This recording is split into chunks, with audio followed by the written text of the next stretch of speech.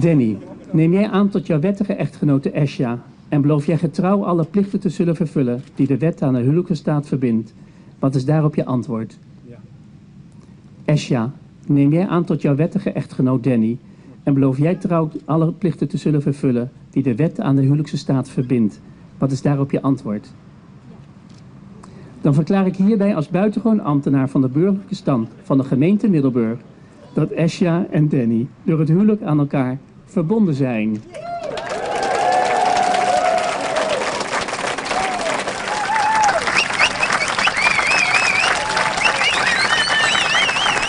burgemeester die heeft het heel mooi gedaan en ik vond het bruidspaar geweldig. Ze zagen er zo mooi uit, dus ik ben heel trots op ze. Nee, maar hou nou toch even op. Die man is een rock'n'roll zanger. Die heeft overal tattoos. Die ziet eruit stoerder dan stoer. Die heeft nog nooit een nacht doorgebracht zonder zijn eigen vriendin. Die is nog nooit dronken echt geweest in mijn bijzijn. Terwijl we echt uitzendingen hebben gehad waar je na afloop echt donker moest worden.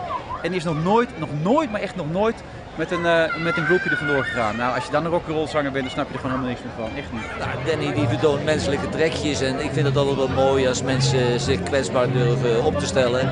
En Wilfred Genee moest zijn mond houden, want ik heb de indruk dat hij een beetje tipsy is. En als hij nuchter is hij bijzonder irritant en als hij tipsy is hij helemaal onuitstaanbaar. Hè?